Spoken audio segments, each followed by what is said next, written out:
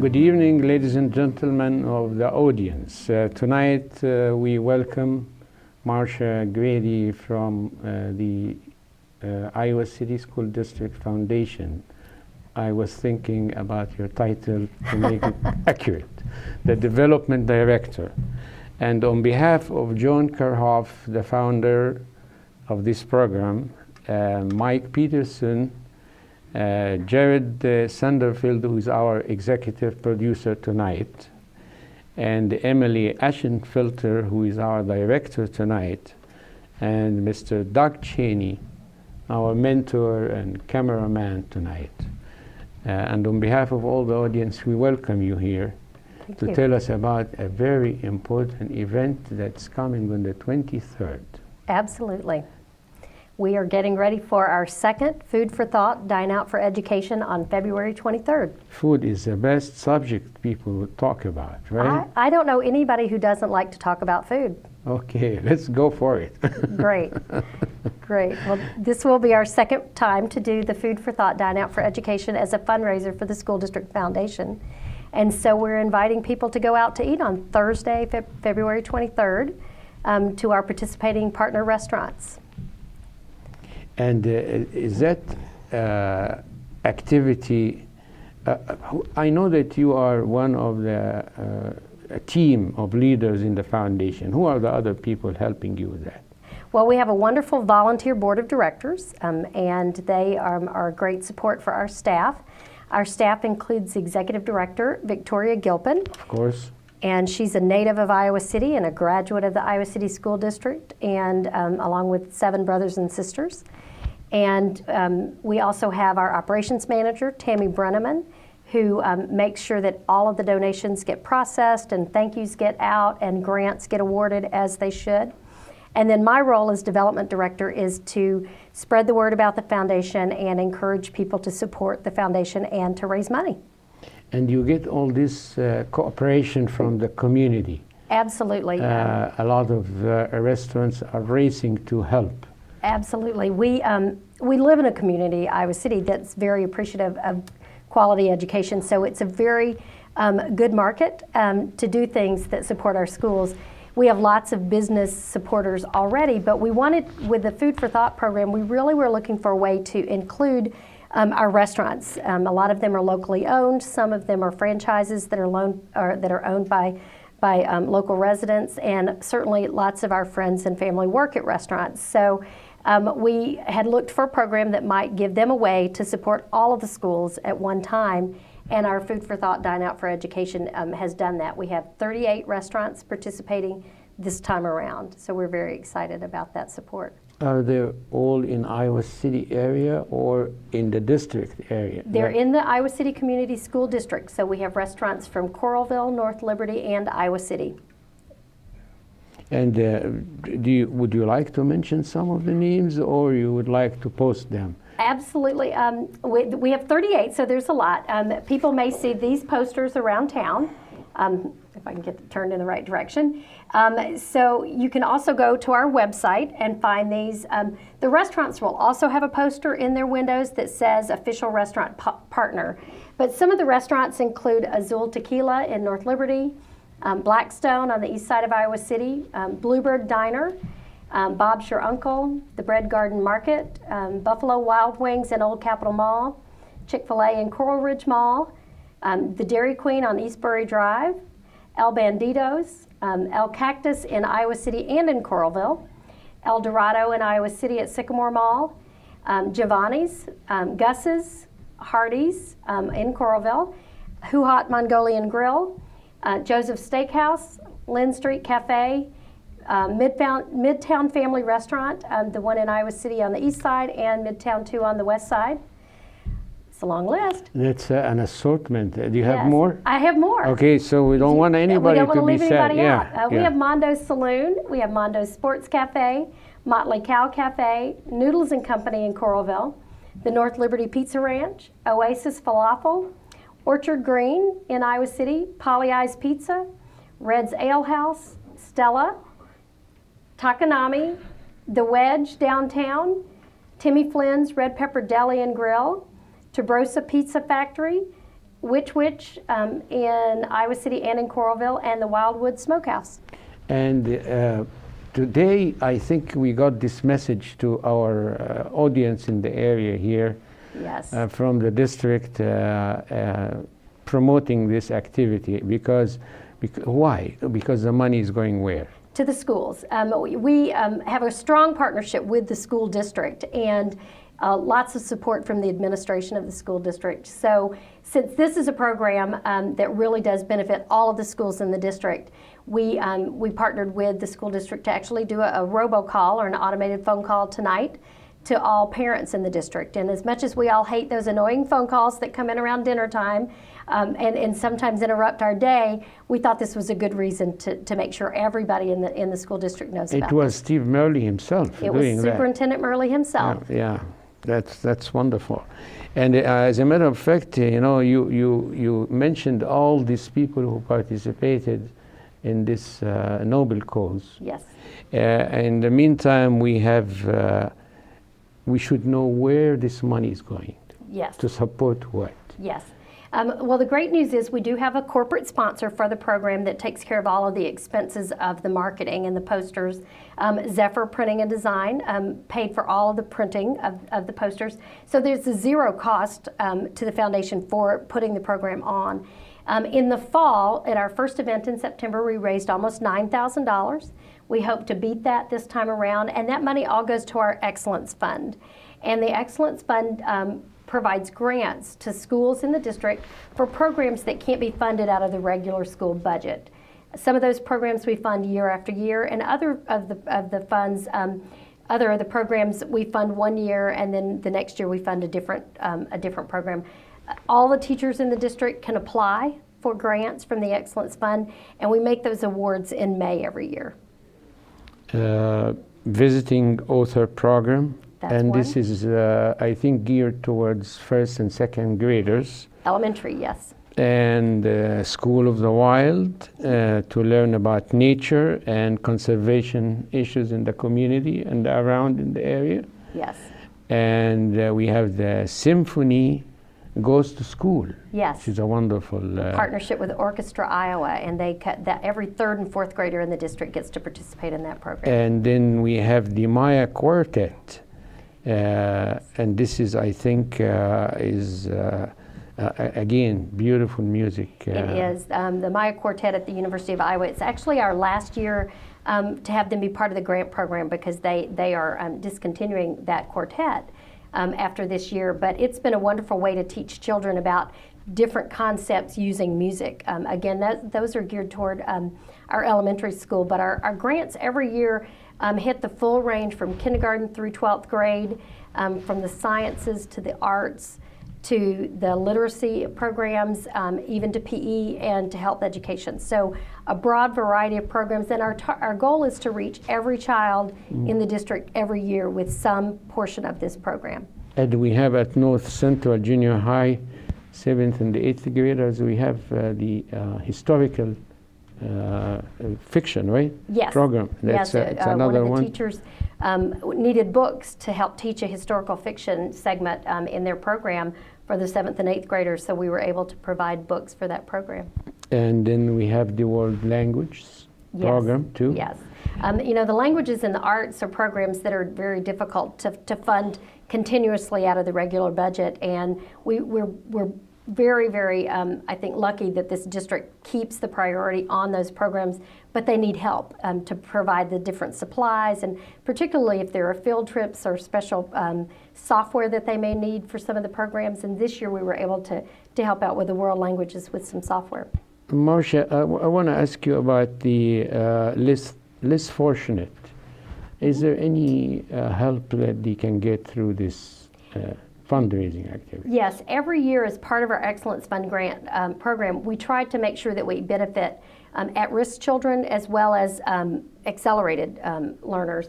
And so every year we do set aside what we call Apple grants, and those Apple grants are specifically targeted for some of our elementary schools that have higher percentage of free and reduced lunch students. So that gives them a little bit of extra money to do some remedial work or for some special support, whatever they think is important to support those children. Of course, this includes supplies, books, whatever, tutoring programs, something like that. Anything that needs expenses to support Yes. kids who are at risk. Yes, in the Apple Grant program, each of the schools that receives one of those, the principal and their curriculum leaders at that school would determine what's their greatest need to spend that money. So they have control over where they ultimately direct those dollars. And in Southeast Junior High, we have the T184 Emulator. Can you tell our audience what's that? Well, I will say Yeah. I don't understand as much Yeah. about that because it is a little bit more techie for me. But it's the Texas Instrument 84 emulator that they use in some of the math classes. And It's math program, it's right? math. It's for math, and some of our students aren't able to purchase those on their own, and so this provides that calculator basically for the classrooms to be able to use. And this, of course, is for a certain level of students at Southeast Junior High. Yes. And then we have the smart interactive. That's another way of having kind of new approach to science and math programs as well. Yeah. We have the online fiber optics learning program. Again, this is one of the best that we can support. Now the greeting card, this is a fun one. It is. And it's stationary because kids can make their own stationaries, right? Right, and as our grant committee kept reviewing that grant, the title was Green Cards, and finally somebody says, what are we doing with immigration Right. work? But it's actually green as in environmentally green, and the program actually is a City High program that involves some of their special needs students, but also some of their business classes, and they recycle materials into greeting cards that are then sold, and some of the proceeds then go back to benefit some of their programs there at City High. So it's a very unique grant request because it involves a lot of different curricular areas and a lot of different levels of students in the program. And so now you urge people to go many times to eat, right? Many times to eat. Our Dine Out program on Thursday runs all day. And I have spent the last 2 weeks scheduling where I plan to go eat. I'm going out to eat with the foundation staff. That's our new tradition for breakfast. And then I'll be meeting someone else for coffee later that morning. And then I'm going with a group of my friends for lunch. And I'll be picking up lunch for my children at West High. So I will drop lunch off to them. And then we're going out as a family for dinner, and we'll probably stop somewhere for dessert afterwards. So in general, I mean, you have to, of course, to be fasting for a couple of days before, because and plan on doing a little exercise on the weekend. The great news is, I do think we really tried to have a variety of different types of foods. So there's healthy food and some not so healthy food, but also different price ranges. So people can feel like if they want to go out for a fancy meal with friends, they can, but if they want to get a drive-through meal, they can do that as well. So everybody should be able to participate. The other great thing is that several of these restaurants offer takeout and delivery. So last time we heard some people say, well, I was at my desk all day and I couldn't get out to lunch. Or I was a teacher and I couldn't leave the classroom. And we had a great group of teachers at Coralville Central who ordered sandwiches from Which and had those delivered at lunch. So I would encourage people, if it's a little rainy or if you've got a busy day, think about takeout and delivery. It's another way to support things without necessarily being able to go out to eat. Well, I think this is a wonderful program. So what do you have for us other than this program at the foundation? Well, we are planning to do the Dine Out for Education again next year, so look for 2 dates. We'll start advertising that by late summer for next year, and we'll be also recruiting restaurants again. We're working on lots of other partnership programs. We are very open for proposals from businesses in the community on how they might like to support. We have a new program called Sweet Funds with Cookies by Design in Coralville, where you can mention Sweet Funds or get a Sweet Funds card, and the person who uses the card gets a 10% discount, and Cookies by Design then donates 10% to the foundation as well. So any type of program like that, we are very open to working with businesses on that. We know there are a lot of businesses in town that want to support schools, but have a hard time meeting every request that comes into them from individual schools, and this gives them a great way to be able to support all the schools by supporting the foundation. We also have our annual events. Our Run for the Schools will be going on again next October. The dates are already set on that, and I believe it's October 14th, but you can find that on our website and on the Run for the Schools website. And people are already looking forward to hopefully another great Run for the Schools next October. Before I conclude this episode, this show, I would like to mention that today is the 20th when we are doing this. Yes. And your big day is the 23rd. Yes. Well, there is a possibility that this is not going to be shown on the channels before the 23rd. But I am telling our audience here that tomorrow evening you can find this on YouTube and on bliptv.tv. Great. You can get it there, and I urge you to go and listen to this, because this is a great cause for our school. Absolutely. I'm going to do my best tomorrow to give a call, and I urge you to do that to parents. Please watch our show on YouTube. We will do that. In case we miss the day, and then we'll be broadcasting it or airing it after the event, which is not going to be very helpful. Well, and certainly if people see this and they miss out on February 23rd, they will know to look sometime next fall in September or October. We'll be doing this again, and then we'll be doing it again later in the late winter, early spring time frame. So what's your target? Well, when we started this program, we had hoped that between the two dates we would raise $10,000 in our first year. So we raised $9,000 from the first event. So we would like to at least make that much this time, which will blow our budget out of the water, which is great. And all of this money goes straight to that Excellence Fund, which is even better. Is there anything else you want to talk to our audience about tonight? I just think this is a wonderful community for raising money for education, because there is such an appreciation for the quality of education, and I never run into someone who doesn't want to do what they can to support our schools. So I do think saying thank you to those people is very important. We have businesses and individuals who continuously support us when we ask them for their support, and we do appreciate that, and we thank them for that. And I think that's important for us to always thank our supporters and our donors for what they do to help make our schools better. Because as a community, we can make sure that our children have the best educational opportunity possible. And I think we all expect that for our children in this community, and I think we can deliver that. Do you have like a continuous meeting between you and the staff in the district, like the administrators, and plan together what kind of fundraising do you do, or it's purely your initiative? We actually do. Right now, as we sit here, our board, our foundation board, is meeting, and on that board, Superintendent Molly comes to our meetings, as well as 2 members of the school board. And so they are part of our discussions about planning for the growth of the foundation and what our priorities are going to be. We also have a weekly meeting with Kate Moreland, who's the community relations coordinator for the district, to talk about just smaller programs underneath that strategic plan.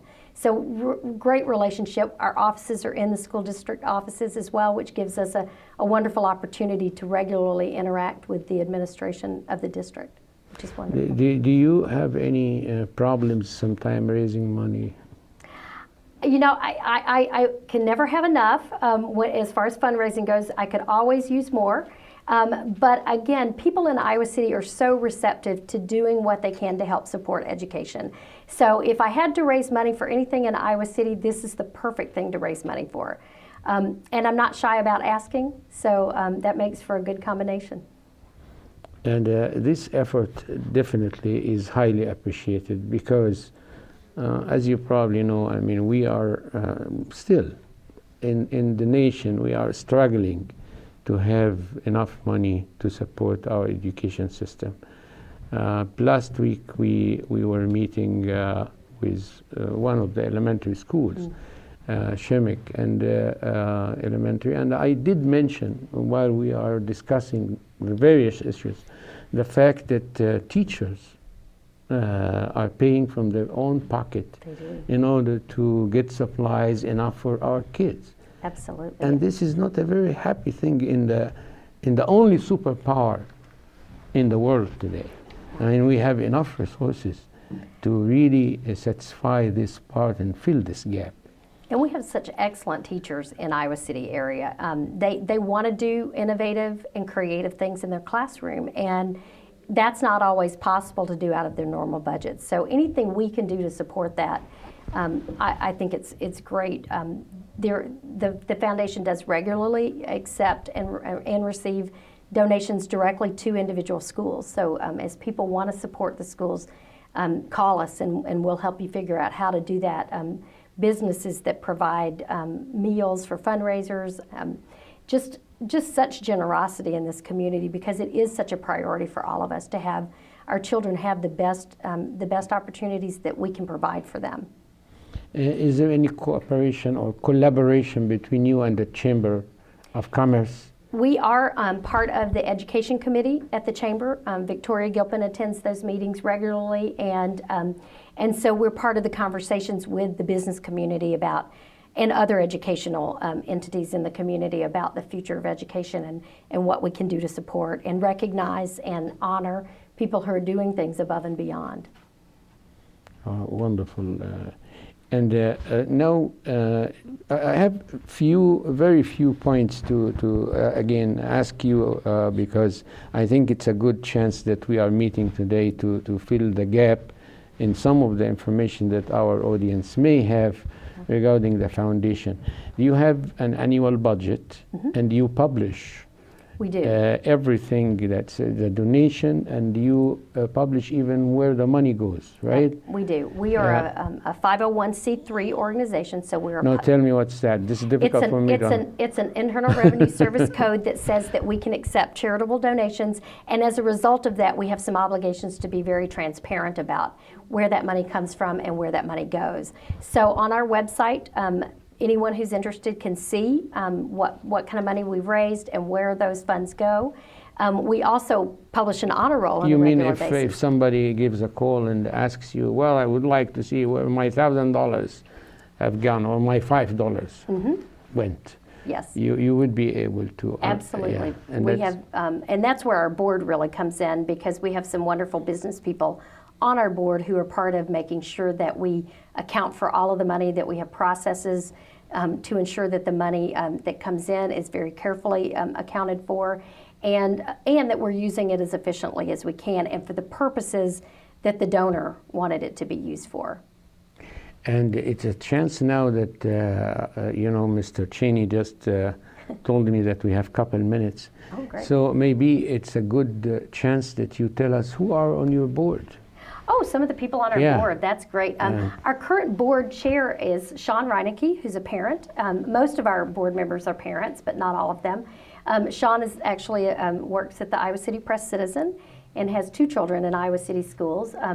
Our incoming next president is Janet Godwin, who's the chief of staff at ACT and also has children in the district.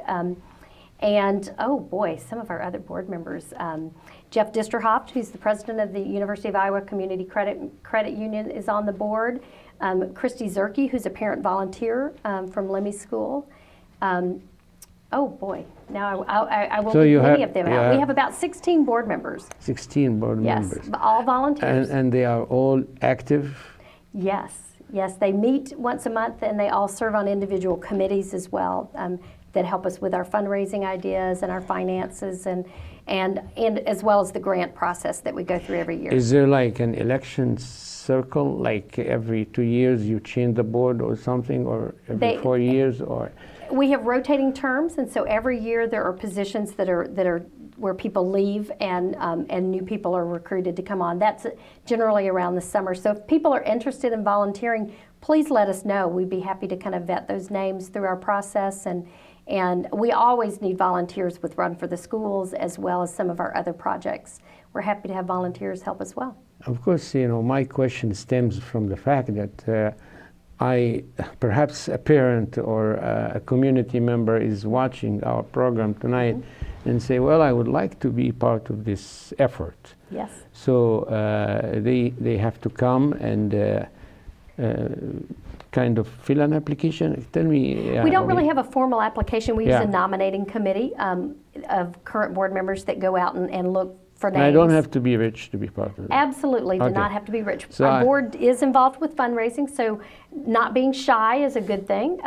But we, a lot of our board members go out and get their friends to give, $5 or $10 a piece for Run for the Schools. That's part of, knowing people in the community is a very helpful part of being on our board. And we look for a variety of skills. We have business people, and we have lawyers, and we have some people who don't work outside the home that have great volunteer experience. And so we really do like a variety of skills on the board to help make sure that we have a well-rounded set of volunteers looking out for us. I want to ask you a question that I did ask before, and you probably you were the one that answered this question, but I would like you to repeat. Now, if I make a donation now, if I write a check to you, and this check would be tax exempted, or It would be tax deductible, yes. Tax deductible. Yes. So whatever the amount is. Whatever the amount is. And there is no limit between like minimum, maximum? No, we have donors who give from a nickel. We have children who give us a nickel. And some of our larger corporate donors give us in the tens of thousands every year. So, and we appreciate all of those donors, because we have hundreds of donors that give us $25 a year, and that makes up a large portion of what we are able to give back to the schools, and all very appreciated.